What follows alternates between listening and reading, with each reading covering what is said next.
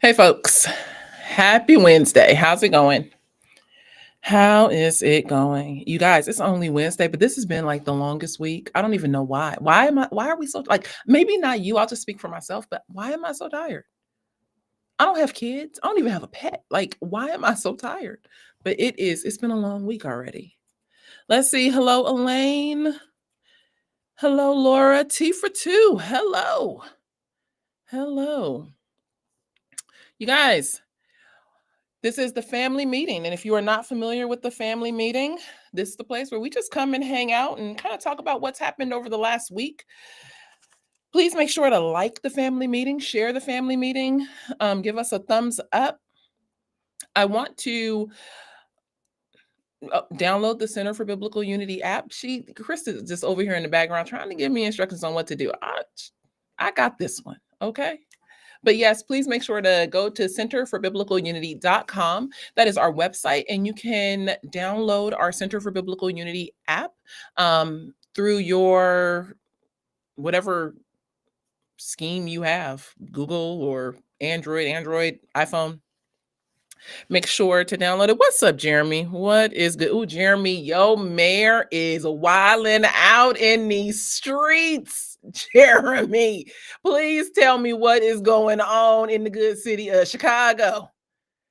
We're going to talk about it in a minute. I do want to tell you guys right at the top that the Center for Biblical Unity is going to be hosting a teen book group. We've never done a teen book group before, but we are going to do a teen book group through Scott David Allen's book, Why Social Justice is Not Biblical Justice. Let me tell you a little bit about why we've selected this book and the importance of it. I spoke to roughly 1,000 teenagers in the month of March between two or three different groups that I spoke to. And the main question that came up it was justice. Like, what is justice? How do we do justice? Why aren't you for DEI? Don't you know that, Black people have been held back since slavery, and so we need DEI? There was a lot of just justice related conversations, and yet there was really not a lot of information or understanding on what biblical justice is, or what the role of government is, how we should approach issues in our culture from a just standpoint. But what does that mean? And so as I had conversations with these young people and would ask, well, okay, that's great that you think, we should have mass immigration, like just allow everyone in. Okay, that's fine. If I ran with that idea, help me understand who's going to pay for housing, how will people get food, like what does that look like in the long run for people, who come over and maybe they don't have a job yet and things like that. And they were like, well, that's the government's responsibility. Or looking at, people who may be able-bodied but are refusing to work. Maybe they're American citizens. Well, that's the government's responsibility. There was a lot of responsibility that the government had. And so as I would walk students through Romans 13, they couldn't really quite grasp this idea that the government has a specific function and a specific role, and that scripture actually advocates for smaller governments. When we look in the Old Testament, we see quite clearly God's position on, hey, look at what happens when you have a ton of people ruling over you. And so I was able to talk with them about what is justice, what's biblical justice. I actually did a talk in Nebraska on social justice and how it differs from biblical justice. And so one of the things that I realized in receiving a lot of this pushback, or I don't even want to say that it was a ton of pushback, but it was just confusion overall, is that the kids that I was speaking to this year would have been anywhere from 10 to 15 in 2020. And at that age, they were seeing the world really, kind of just crumble. And why was it crumbling? It was crumbling around this issue of injustice. How are Black people treated? How are we treating the immigrant or the foreigner? And why aren't we being nice? It can look very mean to tell someone, well, hey, you can't stay here, we have policies and things that we need you to abide by. And so with that, I think a lot of the students that I talked to really just felt like it was mean, and we want to be nice. But then you have to think about it, a lot of the messaging that students have received everything about be kind. We just want to be kind, but we haven't given true definition to justice or kindness and what that means from a biblical position. And so now we have a group of teenagers or young adults who really love Jesus. I believe in their heart they really love Jesus, but they don't know what it means to really be obedient in a lot of areas, especially in areas of justice and how God instructs us as his children, as his followers, to treat one another. What does that mean for nations? What does it mean for people groups and things like that? And so we want to begin we want to begin by in like giving kids a landing place, like, hey, let's read this book together and let's begin to answer some questions. As Graham says, do they know where the government gets their money? No. This is another question. I don't know if they're just thinking that the government prints it. Well, I mean, but maybe I think they're really just they didn't like 2020 and all of the unrest and the riots. Something is wrong. They are all aware that something is wrong.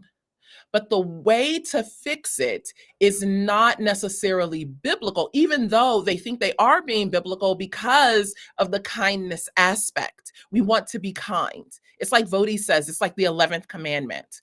And these students have really imbibed this idea that, well, we need to be kind. And so if we're going to be kind, we need to give away things. We need to allow everyone access into our nation. We need to be doing things based on DEI and not based on merit. Equity is the best route to getting people to a sure footing and an equal outcome. And so we have to have more conversations on justice. What do we do with biblical justice versus social justice? How do you know when an issue is a social justice issue? And how do we define justice from a biblical position? And so that's what we're doing over the summer. I am not leading this book group. We have a wonderful high school teacher, Bill Westers, who is going to be leading this. I will be sitting in. Kevin Briggins, my podcast co-host from Off Code, will also be sitting in. So they won't just be like just one teacher and all the students, but it'll be either Kevin or myself with Bill, and Bill will be the main one teaching the course. Kevin and I just don't have enough time to actually teach or to lead it. And so there is that. Please go to centerforbiblicalunity.com. You can scroll down to book clubs or do / book clubs and find out everything about the book club along with registration, dates, and all of that. So there is that. Hey, Bill, looking forward to seeing you in a couple weeks in our book groups. All righty, let me see. What am I missing? Still thinking about the Obama phone, Obama money mindset. There's a magic fund. I mean, Elaine, I think you bring forward a good position that many people will be like, Obama did this, or what's the guy? Biden did that. But I mean, how do I explain like the Trump's COVID money that just kind of went out to everybody? Like there's been errors on both sides. And I think we can look at some of that, or look at why kids would think that free money is the way to be able to address the problems in our society. And whether you agree with Trump's money or you don't, we can't ignore the fact that free money went out. And yes, it was during a pandemic and it was to help people and, things like that. But then the other side makes the same arguments. Well, we need to help people. To me, the real goal in the conversation is to help kids understand what is the biblical position. How does scripture encourage us to treat people? What does scripture say about, just giving things or work? How do we develop a proper work ethic? Is work a justice issue? Yeah. So we are going to dig into all of that. So let's see, where do I want to start tonight? Let's start with what's happening in Colorado. So a couple weeks ago, I talked about House Bill HB 2513-1312. And that was a bill in Colorado that really protected the rights of trans youth, transgender, trans-identifying youth. It looked at parental rights, or parental rights in regards to, like, if a parent is divorcing, which parent could potentially receive more weight in their case, and I mean positive weight in their case. The parent that is in support of a transgender child, if there's like a divorce, they could receive more positive weight in their case. If they are some the parent who dead names or who is against the child's transgender ideology, they would not receive as much weight. Thus, the possibility of a child being placed with the more progressive parent, it would be in favor of that parent. But it also looks at um the naming of children. So if a kid wants to go to school as Sam, but at home, they're really Bill and Samantha, I'll say that. Um, the teachers or administrators would need to call that child by the name, that their new name, the name that they are identifying with their gender. So whether it's Bill and Lucy, Lucy at school or whatever, or there could be potential ramifications if I did name a person. And I am sure, at least I'm trying to give it, some kind of hope or grace, that if I accidentally did name someone, hopefully the student or person would be gracious and understanding. Oh, it only happened one time. But what if that's not my ideology? Like that's not my come from. I'm not about calling someone by a different name or lying to that person and participating in that lie. Well, it can be considered discrimination, an act of discrimination, and then there could be repercussions because of that discriminatory act. Well, on the heels of this, there has been a camp, and the name of this camp is I'd Rather Have Jesus. But they've taken the like first part of every word. So it's like I'd Rahajay or something like that. And they are now being forced to choose between whether or not they are going to have gender inclusive bathrooms or if they're going to uphold their biblical position. Krista, I have a okay, let's go to it. I'm just want to read a little bit about it.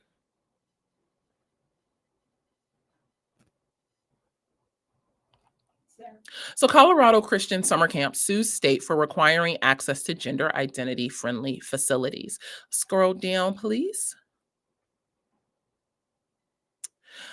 So it says a Christian camp that has been operating since 1948 in Colorado is suing the state after the camp was told it had to accommodate gender expression in bathrooms and a variety of other spaces. I believe part of that space is like changing rooms and sleeping quarters. Let's scroll down a little bit. Please. Let's see. Let's go.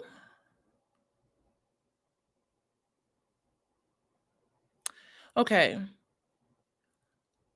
I'm going to go to camp. Camp, I'd Rather Have Jesus has faithfully served and ministered to Colorado children of all backgrounds and faiths. So it serves interdenominationally, or from an interfaith. Um, it accepts people from interfaith backgrounds. However, it is strictly Christian. Served and ministered to Colorado children of all backgrounds and faiths since 1948. Is that it has successfully maintained its resident camp license since since it first received one in 1995. The new policy of the Colorado Department of of Early Childhood, however, is asking the camp to choose between upholding its biblical beliefs about biological sex and risk losing its license or abandoning its beliefs and mission by forcing girls and boys to shower, dress, and share sleeping quarters with campers of the opposite sex. We are asking the court to allow us to operate consistent with our beliefs and protect our campers from gender ideology. You guys, this is not something that is going to be going away anytime soon. And this camp is, and praise God, bravo to them that they are wanting to stay strong, that they are wanting to, stay committed to scripture, committed to the biblical values that we have as believers and the way that we participate with humans as, either male or female. I am amazed and glad that they are standing strong because, it could be easier to just shift with the culture. but that we can't afford that. We cannot afford to have people, one, who are not talking about this, and then two, people who are silent on. So people who are silent, just whispering about it in the background, but then people who are not going to stand up. We actually need people who are going to be bold in their faith and bold in attending city council meetings or attending different places where this can be addressed and pushing back on some of this ideology. The progressives are going to continue pushing sexual ideologies on our children. Part of this is because of the dismantling of the family. There's a huge desire to dismantle the nuclear family, but also especially to push against religious institutions, because there's a huge push to dismantle religious institutions. And so when we see things like this come up, or when we see different organizations struggling to keep either a 501c3 status, or wanting to struggle to keep their separate areas gender specific, we should be standing strong together. We definitely should be praying for them, but we can also stand up and say something. I will, and I know I talked about this on the last family meeting. I believe I did anyway, but I spoke at a school board this month and last month. And, based on, I feel, and I actually did talk with one of the school board members afterwards, but it was our pushback that actually changed the mind.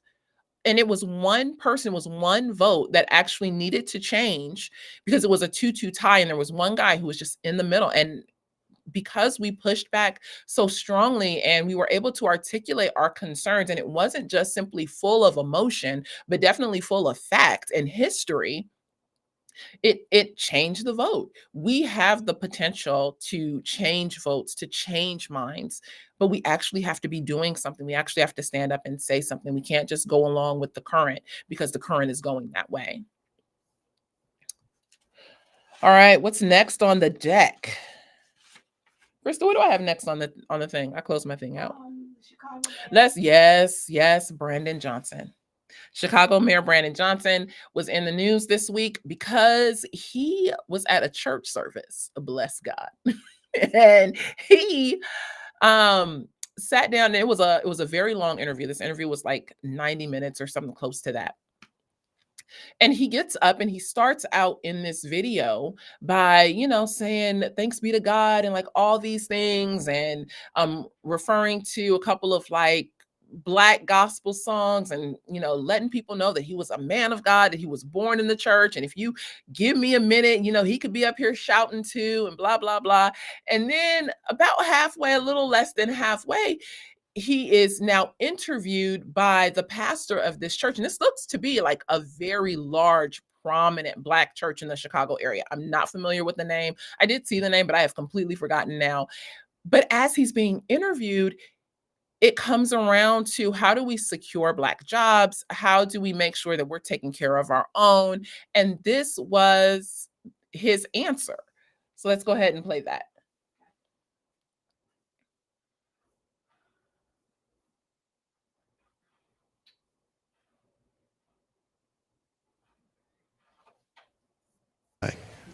We want to be there.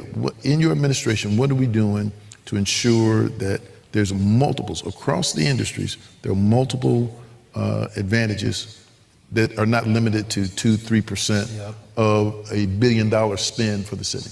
That's right. That's a great question, and it goes back to what Reverend Jackson would always share with me. Our people hire our people, and so one of the ways in which we're ensuring. Let me back up for a second. So when we say our people hire our people, I just want to name this. 2 administrations ago, 70 to 75% of the administration was primarily made up of white men.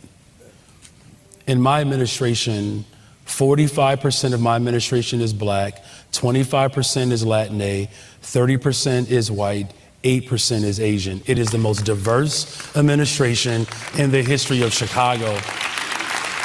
And here's why I'm naming this, is because there are some detractors that will push back on me and say, the only thing that the mayor talks about is the hiring of Black people. No, what I'm saying is when you hire our people, we always look out for everybody else. We are the most generous people on the planet.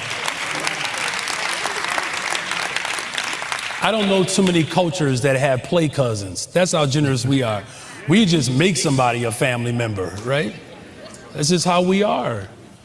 And so, business and economic neighborhood development, the deputy mayor is a black woman. Department of Planning and Development is a black woman. Infrastructure deputy mayor is a black woman. Chief operations officer is a black man. Budget director is a black woman. Senior advisor is a black man.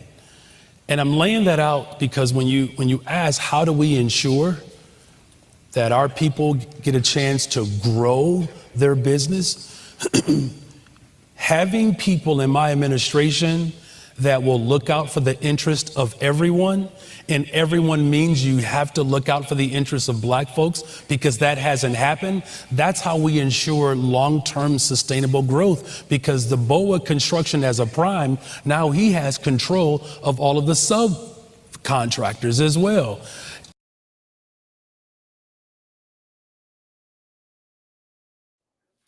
Let's talk about hypocrisy. Let's talk about this this idea of, you can't do it, but I can. You guys, what would this look like if a white person was like, I hire my own? We would ask for affirmative action. We would ask for DEI. But no, it's completely okay if a black person says, I hire my own, and then I put them in places of influence so that under them they can hire their own too. How are you sitting in the church clearly preaching ethnic partiality? How can he get away with, and the pastor as well? And Jeremy, you might want to chime in here because I am trying to understand. Now, he said he's the worst mayor in history or in his lifetime, but like, how does this make sense? How can you sit here and say, oh, I'm going to stack the deck with blacks? See, it was not okay when whites were 40% and blacks were 20, but it's definitely okay because blacks are 40 and now whites are 20. If it's not okay for one group to stack the deck, why is it okay for your group to stack the deck just because of history? Like, how do we ever get to a conversation of what we're going to do is something that's actually just? What we're going to do is we're actually going to participate fairly and equally across the board instead of stacking the deck based on skin color. Because now what we're creating is in groups and out groups. Now what we're creating is the ability for promotion based on skin color or based on cultural group. Because I got to look out for my own. If I'm Asian, I'm only 8%. How do I get to a place of leadership so I can continue to bring in people who look like me instead of people who are brought in based on merit? This is the problem that we continually have. I remember saying it in 2020, the idea that this is just about this race conversation and the race wars. It's just about how do we flip the script to say, gotcha. How do we get back at white people?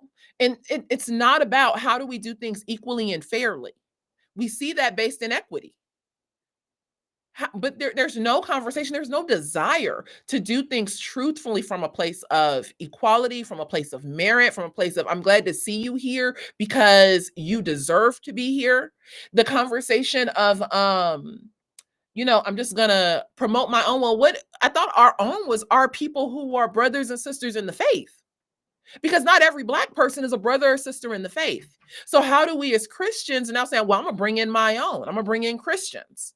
Where does this stop? What if the Muslim decides that they're going to get in charge? And now all the deck is going to be stacked against Christians.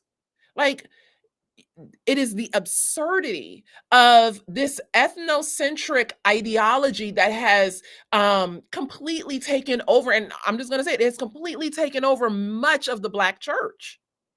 Now, I am seeing some ethnocentrism taking over in the white areas too, but this idea of we have to do for our own, we're only going to hire our own, we're going to make sure that we get ahead. It's such a double standard if the person next to you of a different ethnicity can't do the same. Why is it never wrong when we do it? Yo. So I have seen a couple of news reports that said he's being brought under investigation. I really hope that they bring him under investigation. I hope that it's found out that he's completely doing things that are wrong and that he gets fired or voted out or whatever that is, because we can't participate this way. Our nation will never get to a place of truly being a place for all people as long as we continue to stack the deck in our favor. Make sure I'm not missing anything. Okay, great. Yeah, I just, yeah, I'm so frustrated by that. The next thing that I want to address before I go to the main thing that I want to address, oh, what else do I have on my list, Krista? Sorry, y'all, I completely closed down something. I can't reopen it. Abortion tweet by the mayor. Oh, thank you. Yes. Okay, so I almost ended on Mayor Johnson a little too early. So in looking at this mayor being in the church, this guy is a complete like leftist, and I'm concerned and confused as to how he's even being brought into the church. Is this now some form of Black Christian nationalism? But in addition to that, just his policy. So if you look at his can you open the X tweet that I have? This is his tweet on reproductive justice, another way to say abortion. He retweeted someone else, and this is from 24, but it says, Chicago is the birthplace of the reproductive justice movement, and my administration's unwavering commitment is demonstrated in our support for policies that ensure access to affordable and quality healthcare services, including reproductive healthcare services and abortion care. But he's sitting up in the pulpit. This is the preaching and the encouragement and instruction that comes in many Black churches. I can't put it no other way. He also has a thing on immigration. You see that one?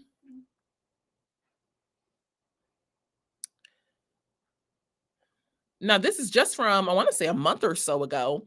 It says, Mayor Brandon Johnson defends Chicago's immigration policies on Capitol Hill. Chicago is and always has been a proud city of immigration. Let's scroll down a little bit. Chicago Mayor Johnson proudly defended Chicago's sanctuary city status on Capitol Hill on Wednesday as he testified before a congressional committee on the city's immigration policies, saying nothing is more important than the safety and well-being of all residents. But I'm confused because of some of the high murder rates, some of the high education dropout rates, but you're willing to spend your money on people who don't legally have right to be here, who are not true legal citizens of your city. But this is the guy who then sits in the pulpit and encourages people to vote for him and to vote for policies that are what? Kind. This is why we are having a book group on why social justice is not biblical justice, because a lot of this messaging at times comes through the church and it's packaged in kindness. I have one more thing from him. And this is on his stance on some of the LGBTQ plus stuff. He wrote this just at the end of last year, or this was written at the end of last year. Mayor Brandon Johnson signs executive order to establish trans femicide working group. Trans femicide is the harm, the killing of trans women. And so part of what Krista said, so it's fake women.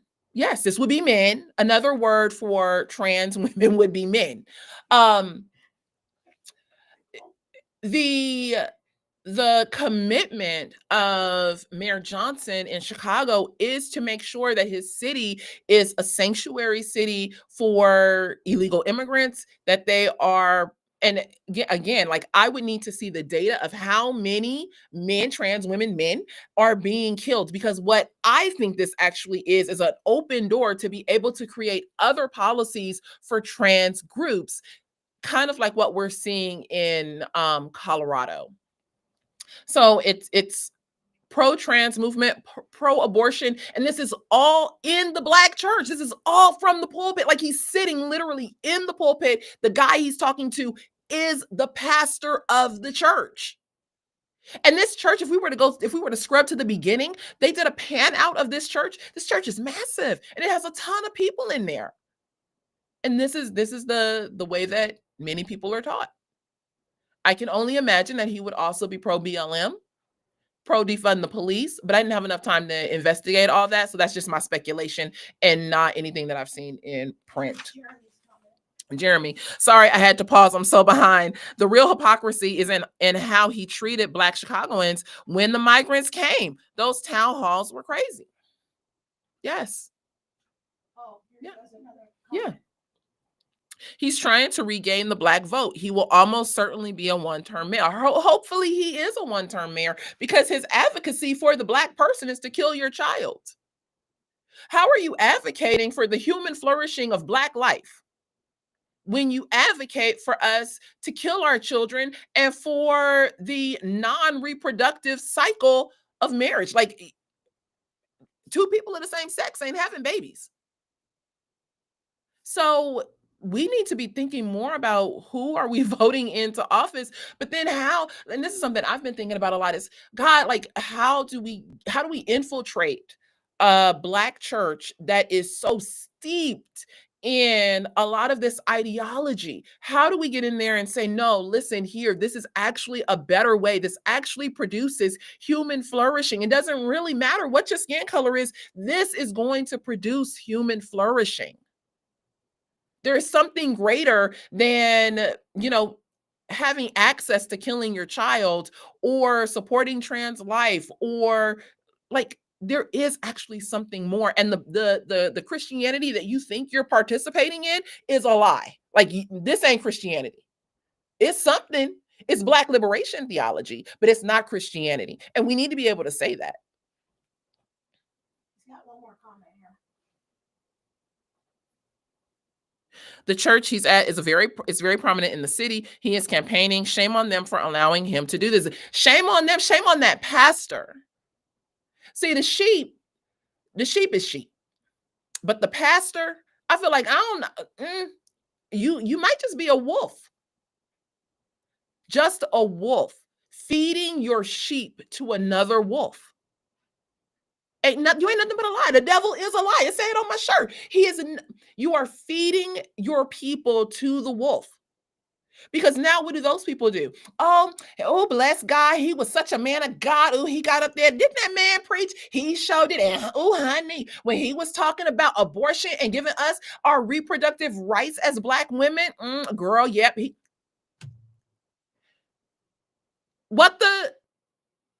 So now you don't even need to go talk to your liberal friend.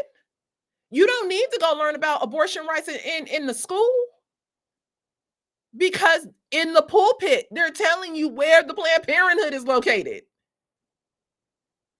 We got to do better. And when I say we, I'm talking about all us.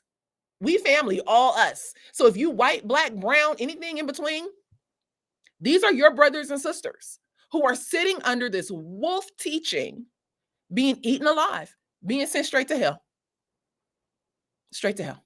Let's just keep it a buck. They being sent straight to hell. They are being taught the theology of the devil. It's not a theology. I need a different word. They're being taught the programming of Satan. Crystal said Antichrist. It is the programming of the devil. He was a liar from the beginning. Murderer.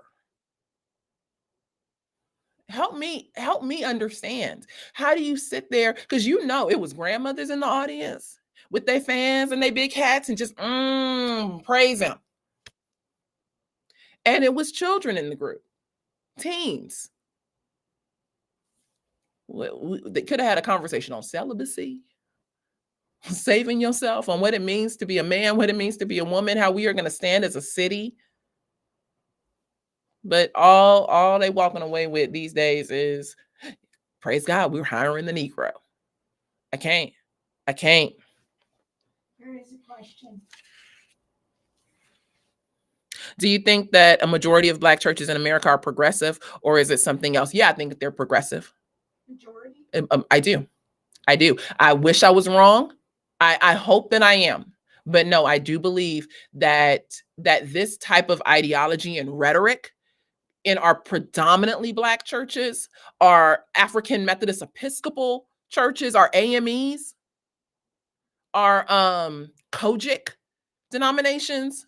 And again, it's not every church. There are some Black pastors who are holding it down. Kevin Brigham's brother-in-law, Tucson, holding it down, holding it down. Bishop Wooden, HB Charles, like Tommy Quick. You got some who are really wanting to hold it down, but then you have some who are just completely off the rails. They'll put anything and anybody in their pulpit. They'll let Stacey Abrams come in. You got Jamal Bryant. You have Raphael Warnock or William McDowell, and they would let anything. You can be a wolf. You can be the devil himself. You ain't got to even dress up.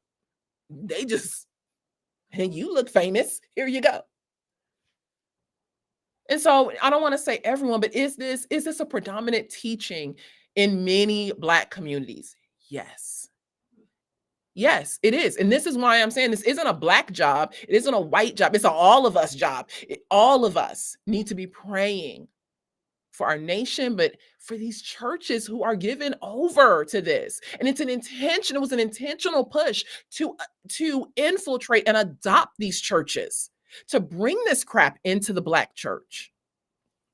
I'm going to skip the rest of it and go right to the Manning Johnson stuff, Krista. Oh, we're not gonna do shenanigans? No, Bummer. I know. So it's only because I'm getting close to time. Y'all, my AirPods broke, and now I got these little things that I had bought in the airport one time because it was an emergency. I think I had forgot my AirPods, so I got these little, I don't even know what they call Studio. These little AirPod things. These things, they fall out. They got a mind of their own. They clicking. All I'm hearing is like somebody snapping their fingers, just clicking in my ears. Pray for me, people. It's a mess. So if you follow me on Facebook or Instagram, I posted a quote, and I mentioned this book last week, but I posted a quote from this book. It is called Color, Communism, and Common Sense, and it's by a guy named Manning Johnson. Manning Johnson, this book was written in 1958. Okay. Manning Johnson, he died in 1959. And I think he was born in like 1902 or something like that. He was grown and a full adult a long time ago. But I have come across this book again, and so I read it again recently. And in the last probably week, I've probably read this book 3 or 4 times just to really look at what he's saying about Black people and communism and the intentional push to get into Black churches with a communist message, to be able to bring Black people over to the Communist Party. And when I saw the video of Brandon Johnson, all I could think about was sellout pastors who at one point in our history sold their congregations out for communism. I also think about some of the socialist movements, after that communist movement in like the mid to late 30s and things like that. When we see some of that socialist movement, or when we think about Margaret Sanger and people who have gone into Black churches with ill intent, and now we wonder today in 2025, what the heck happened to the Black church? Why they want to riot and march for BLM, and why they so progressive? Why they have such socialist leanings? Read this book. I have highlighted a couple things from this book. I posted an excerpt from it on my Facebook page. And so I'm just going to read a couple passages. And as I'm reading these things, think about what is happening today. Like, how do we see people participating, Black or white? Because the goal in this book wasn't necessarily just for Black people to become agitators, but for white allyship as well. S. Graham says, I listened to that today. It's great. You can listen to this on YouTube for free. If you go to I think if you go to Center for Biblical Unity's page too, we have it. We have the link there as well. I'll put it in the And description. Crystal will put it in the description of the family meeting, but you can listen to it for free. I bought it because I wanted to make sure I could write in it and take notes and things like that. So let's see. This is Manning Johnson. He says, 10 years ago, I labored in the cause of communism. I was a dedicated comrade. All my talents and efforts were zealously used to bring about the triumph of communism in America. He belonged to the Communist Party USA. All my efforts were zealously used to bring about the triumph of communism in America and throughout the world. To me, the end of capitalism would mark the beginning of an interminable period of plenty, peace, prosperity, and universal comradeship. All racial and class differences and conflicts would end forever after the liquidation of the capitalists, their government, and their supporters. A world union of Soviet states under the hegemony of Russia would free and lead mankind onto utopia.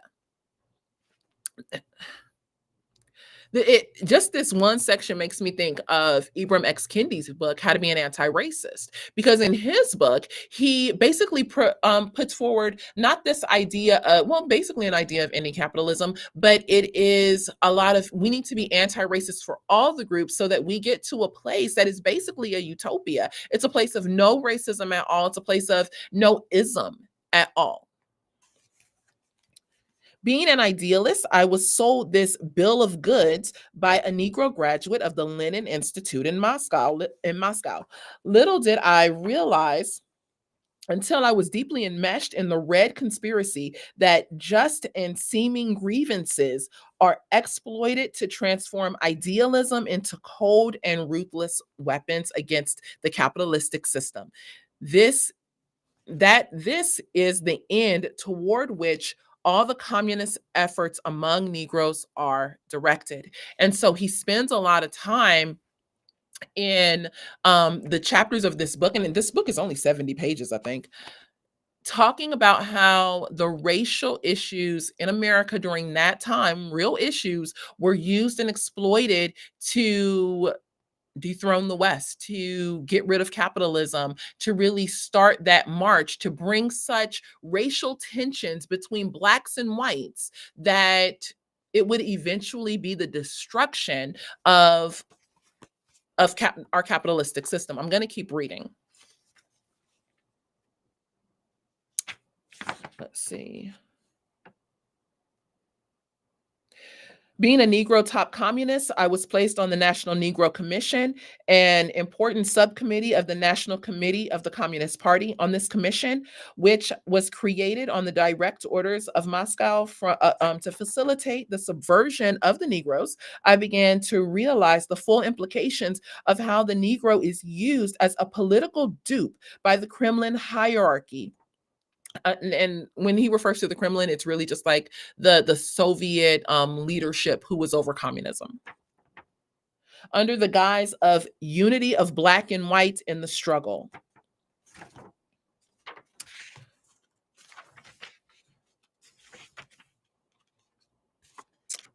This one is called, and that was all from chapter 1 that just says in the web. It's really just like when his eyes began to open. But chapter 2 is called Subverting Negro Churches.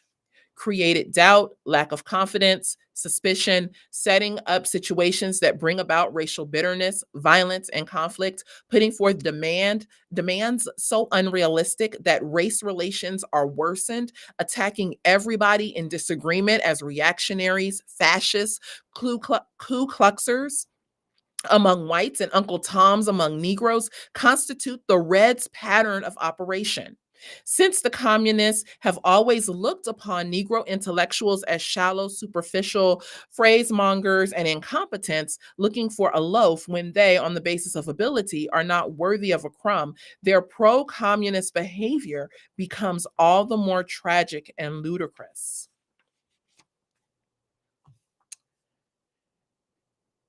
The deeply religious Negro masses, whom the Kremlin wanted to use as expendables in the struggle for power, shied away from the party.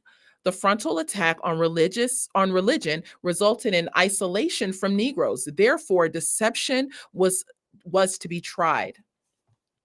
Application of the new line embarked the communists on an era of outstanding success in infiltrating and penetrating the Negro church. And what he's talking about there about this new line is that instead of going about communism and infiltrating churches through like this hard manner, they actually really had to soften a lot of their technique. They had to come in and really talk about the racial issues first, talk about some of the ways in which communism was going to be a benefit to them.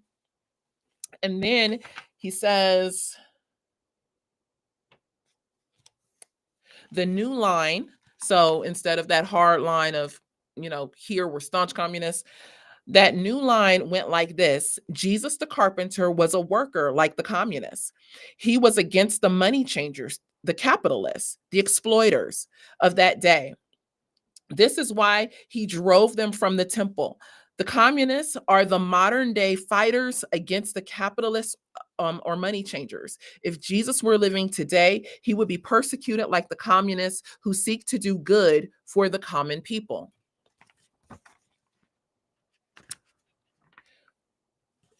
When I read that part, it just reminded me of a lot of what I saw in 2020 and hearing like a lot of the Black liberation theology. If Jesus was alive today, he would turn over that table. If Jesus was alive today, Jesus is Black. Jesus is a part of the riots. Jesus would be marching with BLM. Where do we get that language from? Well, when we hear it, especially in the church, this is where that first started from. And I don't think we understand that a lot of our racial issues in America have a long history of help. Kevin mentioned something on one of the podcasts we did when we were talking about Shiloh Hendricks, the white woman in Minnesota who called the little Black boy the N-word, and how she had raised $700,000. And he was like, I am sure that she has received help from outside of America to be able to keep our race wars going. It is to the benefit of some for us to continually be at each other's throats. A house divided can't stand. There is, and this is going to be the last thing I read. This is from chapter 7. It's called Creating Hate. The red propagandists distort the facts concerning racial differences for ulterior motives. All the right is not on the Negro side. Neither is all wrong. Okay, so the Negro isn't all right, but he's actually not all wrong either. The same holds true with regard to the white man's side. White men sold white men as slaves. Black men sold black men as slaves. Black rulers are no more human than yellow, red, or white rulers. Neither are they less brutal. The placing of the repository of everything right and just among the darker races is a dastardly communist trick to use race as a means of grabbing and enslaving the whole of humanity. Moscow's Negro tools in the incitement of racial warfare place all the ills of the Negro at the door of white leaders in America. Capitalism and imperialism are made symbols of oppressive white rule in keeping with instruction from the Kremlin. To one familiar with red trickery, it is obvious that placing all the blame of the Negro ills at the door of white leaders in America is to remove all responsibility from the Negro. This tends to make the Negro A, feel sorry for himself, B, blames others for his failures, C, ignore the countless opportunities around him, D, jealous of the progress of other racial and national groups, E, expect the white man to do everything for him, especially when it comes to like racial progress. we actually have to have, if the white person isn't doing this, then how will we ever get ahead? If you aren't participating in DEI, if you aren't, there's this whole list of things. It's actually Derek Bell, and I want to say it's Faces at the Bottom of the Well, talked about a principle or a tenet called interest convergence. This idea of interest convergence says that when white people realize the benefit of getting rid of like racism or getting rid of ethnic partiality and doing things for equity or equality. I'm not sure which term he used because it was written a while ago, but that's when truly we will, as Black people, be free. It's when white people understand that it is in their best interest. So when the interests of a Black person and the interests of a white person converge. And so what Manning is talking about, and again, this is written way before Derek Bell's book even came out. He's saying that when Blacks, let me go back.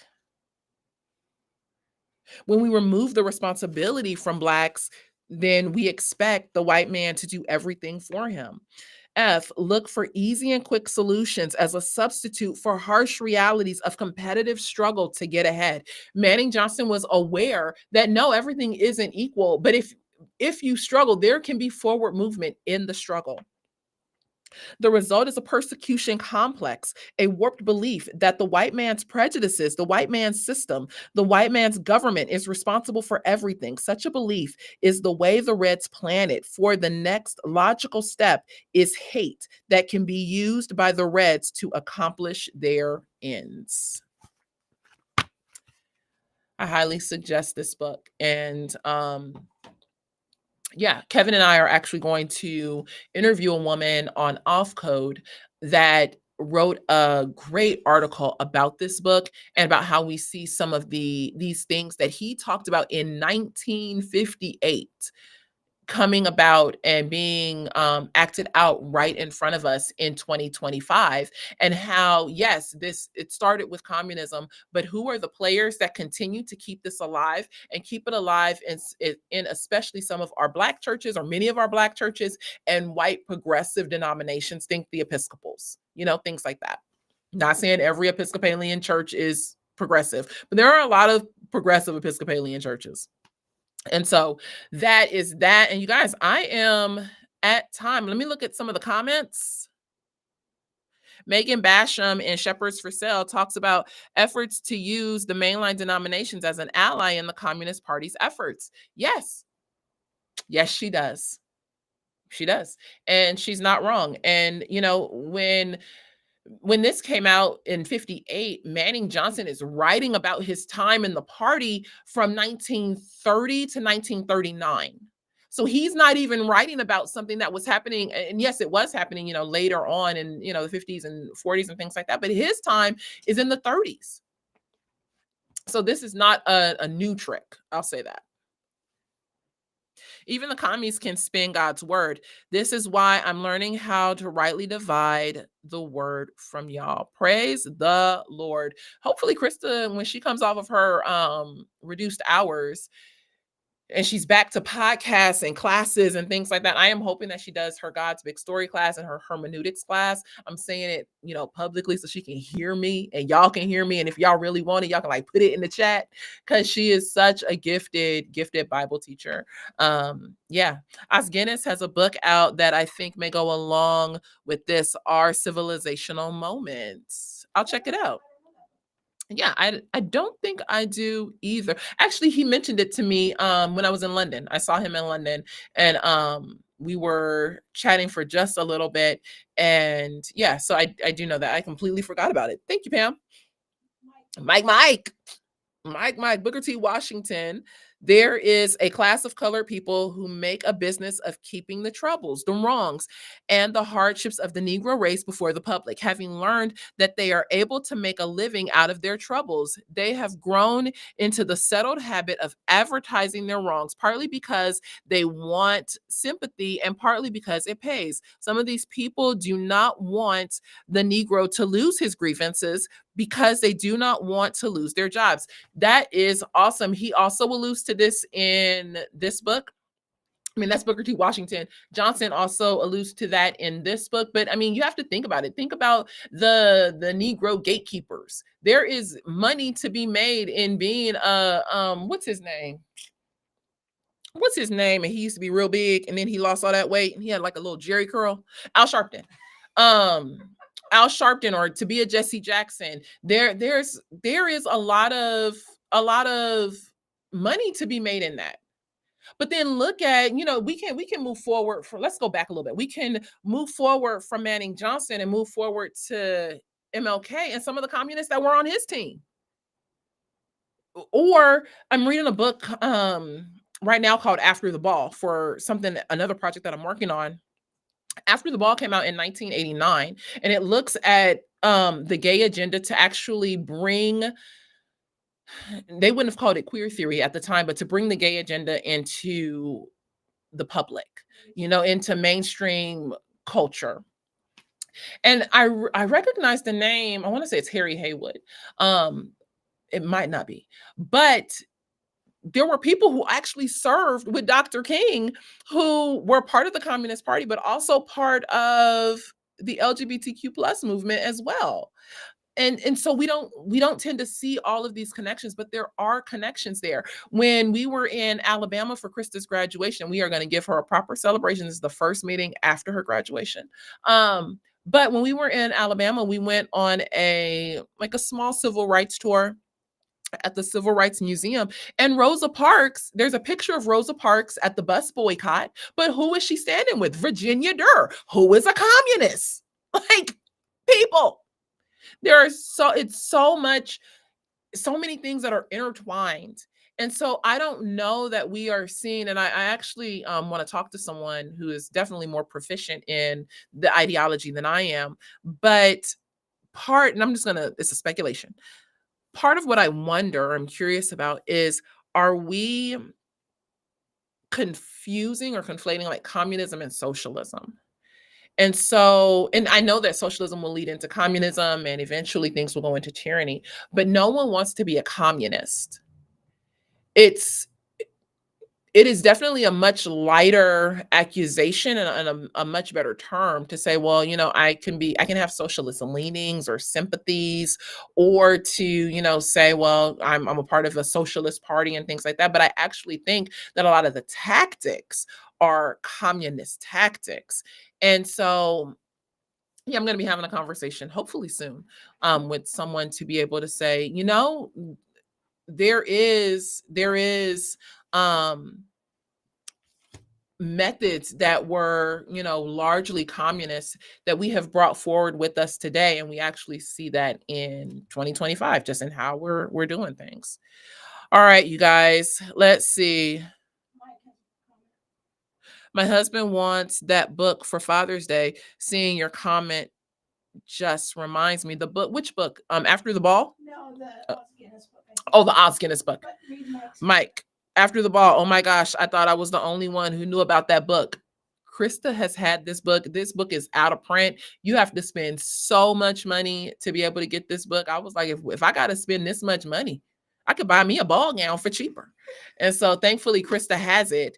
And I am eating it up and taking all kind of notes, the intentionality. This is what I don't think the church gets. Okay. Is it Matthew where he talks about the shrewd servant? And he was the servant that he basically, I think, was padding the books, and the master found out. And so then he goes back to the people that he had been making the deals with and was like, hey, take your bill and make it 70. I know it was 100, but make it 70. And yours was 90, make it 45. Y'all remember that story? Y'all, people, the wicked are intentional. As Christians, we have to be intentional. We have to know that the enemy is shrewd, the enemy he's deliberate. He is intentional. He is going to work hard for his. We can't sit back and just be like, oh, Jesus, I hope it don't happen. I'm not saying we need to sink down the wicked schemes, but we also need to be prepared and intentional in how we walk out life and how we stand for our culture and for our children. Because otherwise, the other side is they scheming, they making the plans, they moving money, they are doing their things to keep their ideology alive. And this is evidence of that. This thing came out in 1989. I am sure a good majority of Christians have never heard of this book. I had never heard of this book until a couple years ago. So my encouragement is to be bold, be intentional, intentionally raise your kids, intentionally have conversations and discipleship, intentionally lead your congregations. But we can't just sit back, not if we don't want our kids, at the Christian camp changing with the boys and the girls together.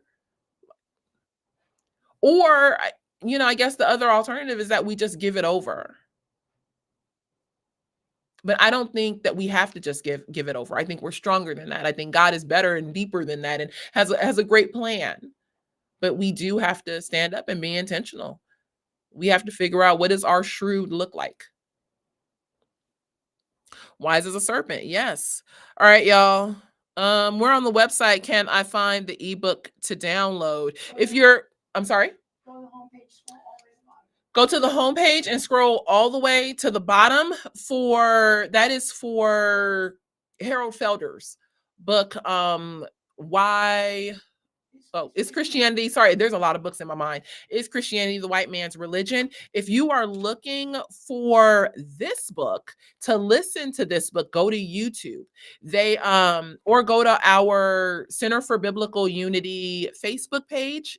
We've made a post about it there. Krista also is going to have it in the show notes after I conclude this show. All right. Is there anything else? Oh, so last thing, you guys, Krista graduated with her doctorate of ministry on Friday night. The whole family flew to Birmingham and we celebrated. Kevin came. If you guys remember Pastor Alton Hardy from Fairfield, Alabama, he's the one who is really revitalizing that community. He has a church there. He has opened a store there. He's focusing on marriages there, really doing a lot in the community. He was also there, both with their wives. So round of applause, Krista, round of applause. We are so proud of you. We are so thankful for you. And so, we just are celebrating with you. There she is. Look at her. Y'all, look at that smile. Yo, look at that smile. That smile, she ain't playing. She is not playing. And so we are very, very, very happy for you, Dr. Krista. She wants me to call her Dr. Krista. No, she doesn't, y'all. No, she doesn't. No, she doesn't.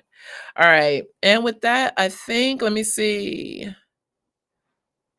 I think we are done. Yeah. You guys, please share this out with your friends, family, enemies. I don't care. And I will see you next week. Bye.